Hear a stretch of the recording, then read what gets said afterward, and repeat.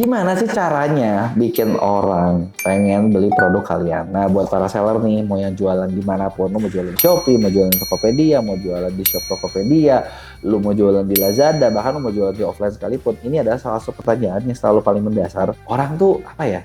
Jadi kayak, gimana sih caranya orang mau beli barang gua gitu? Bener nggak? Karena sebenarnya basic dari bisnis, basic dari kalian bisa jadi kaya itu cuma satu. Bisa nggak lu bikin orang beli barang lu?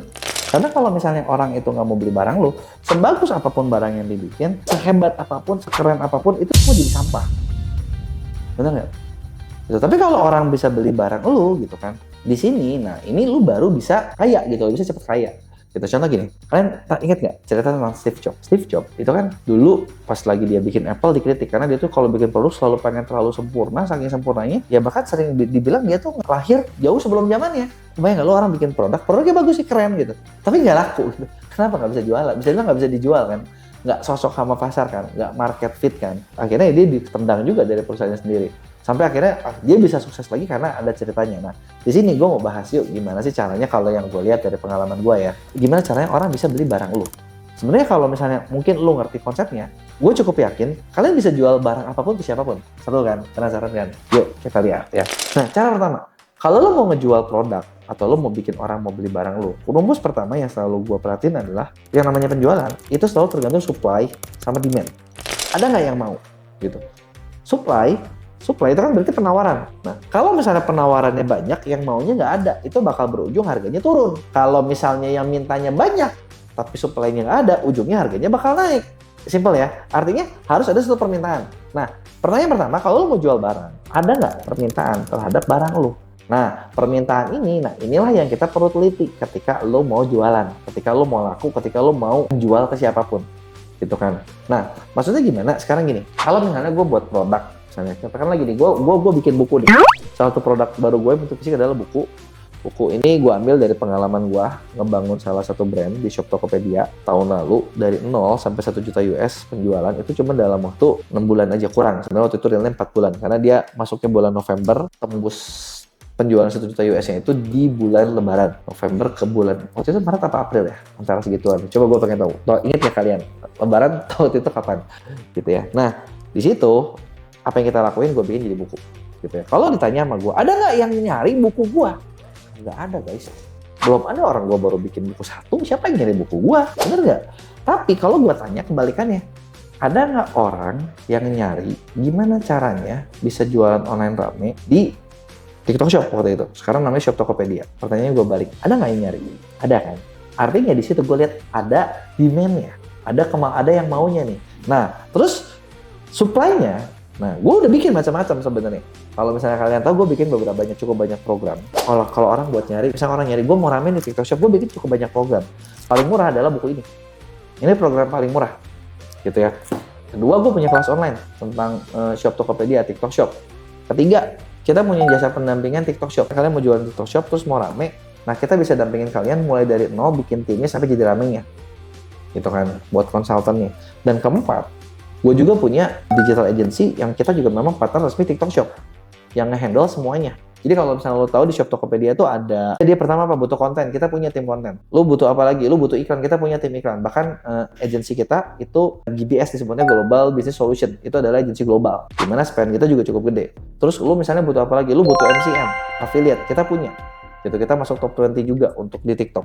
Terus apalagi yang lu butuh, misalnya lu butuh buat ngurusin tokonya operasional, kita juga punya enablernya. Nah, itu adalah cara gua melihat supply dan demand. Kalian kebayang nggak? Jadi kayak demand-nya ada nih. Oke, nah udah gue bikin produknya satu-satu gitu loh. Jadi kalau lo mau jual rame, pertama ya kadang kita nggak bisa maksain. Kalau misalnya demand-nya itu nggak ada, lo mau apa-apain nggak akan bisa. Contoh gini, ingat ya kalian waktu zaman COVID 2020, demand permintaan terhadap masker tinggi banget, semua orang mau beli masker gitu kan, sampai harga masker melambung tinggi gitu karena semua orang takut gitu kan. Tapi sekarang kalau gue tanya, yang mau beli masker gimana? Demand-nya balik lagi ke nol, nggak nol sih, maafkan. Demand-nya balik lagi ke dulu. Masker kan dipakai misalnya buat medis, buat operasi, buat apa gitu kan. Tapi demand-nya balik lagi dulu. Sebanyak apapun kalian bisa bikin supply, itu nggak akan bisa, sejago apapun jualan nggak akan bisa rame. Kenapa? Karena demand-nya udah nggak ada. Bayang nggak? Nah, jadi rumus pertama buat lo rame adalah lo lihat dulu Demand-nya ada apa nggak? Kalau demand-nya ada, barulah lo bikin supply-nya, gitu kan. Ini cara pertama. Cara kedua adalah, nah ketika lo misalnya mau menjual produk, lo harus sadar setiap orang itu punya pain point. Setiap orang itu pasti punya masalah, gitu kan. Nah, masalah mereka apa? Nah, bisa nggak mereka itu masalahnya kita bantu selesaikan? Ketika kita bisa bantu menyelesaikan masalah mereka, itu bisa lo bikin jadi bisnis. Contoh, balik lagi ya ke cerita gue ya. Di masalah TikTok Shop atau jualan shop Tokopedia, orang sering banyak yang ngalamin masalah apa? Persaingan ketat. Terus orang juga ngalamin kayak mereka udah bikin, terus mereka kena pelanggaran, mereka nggak tahu harus ngapain, nggak ngerti community guideline. Terus udah gitu kalau misalnya mereka ada masalah, mereka nggak tahu kemana. Nah, disinilah kita bisa muncul. Gitu. Kita di sini bisa muncul. Kenapa? Karena sebagai partner TikTok kita punya banyak akses ke orang dalam. Jadi kita bisa menyelesaikan banyak masalah yang orang nggak bisa selesaiin. Nah, di situ artinya apa? Gue bisa menyelesaikan masalah mereka. Ketika bisa menyelesaikan masalah, di situ lo gampang membangun sebagai bisnis itu sendiri. Jadi cara kedua buat lo bisa jual barang, cara jual barang adalah bisa nggak lo selesaiin masalah? Masalahnya makin gede, biasanya itu makin gampang buat dijual. Nah, setelah itu, sisanya apa? Sisanya udah tinggal gampang banget ya. Sisanya kayak pertama, lo lihat positioning lo di mana dibanding orang lain. Gitu, contoh, kayak ketika gue bikin buku buat ini, kenapa gue bikin buku? Karena ketika gue cari, ternyata belum ada orang yang bikin buku tentang seller. Tentang shop Tokopedia, udah cukup banyak orang bikin buku, tapi tentang afiliator. Teman-teman seller nggak banyak, ya udah gue bikinlah bukunya. Gitu kan. Nah, positioning gue jadinya berubah. Atau lo bisa lihat segmentasi pasar lo. Gue lihat ada masalahnya. Nah, segmentasi pasar lu kemana?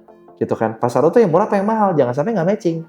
Misalnya lu bikin harga kemahalan, sedangkan pasarnya nggak kuat buat beli segitu. Itu juga masalah. Lu nggak akan bisa ngejual. Jadi harus di-matchingin semua. Maka dari itu, kalau tadi lu perhatiin cerita gua di awal, ketika gua bikin tentang shop Tokopedia, gua bikin dari berbagai segmen. Jadi segmen yang baru ada, segmen yang tengah ada, segmen yang udah atas ada, segmen korporat besar ada juga. Gitu. Bahkan kita juga cukup sering dikontak sama beberapa perusahaan-perusahaan besar multinasional buat kerjasama untuk shop Tokopedia. Apakah itu iklannya, apakah itu afiliatnya gitu. Cukup banyak brand-brand besar kita udah kerjasama. Gitu. Kenapa? Karena segmentasi pasar kita udah kita bikin. Ya.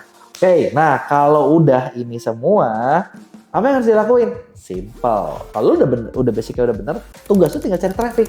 Cari traffic tuh ngapain sih? Cari traffic itu ya lu tinggal ini aja gitu, ketemu sebanyak mungkin orang. Karena basicnya udah oke, gitu. Nah, udah basic oke kan tinggal cari traffic kan. Udah cari traffic gimana? Terserah. Lo mau bikin konten, lo mau ngiklan, lo mau main search engine gitu kan. Banyak hal bisa dilakuin. Dan gua sendiri lakukan semuanya. Setelah itu, baru tinggal benahin. Sampai ketika lo cari traffic, jangan lupa benahin cara komunikasinya. Jadi gini misalnya, lagi ngomong sama siapa nih? Nah, caranya kan disesuaikan. Bener nggak? Ngomong sama siapa, caranya disesuaikan. Terus udah gitu, sisanya udah bener-bener teknik sales. Gimana cara lu jual? Gimana cara lu menjual? Gimana cara lu menjawab sesuai kebutuhan mereka?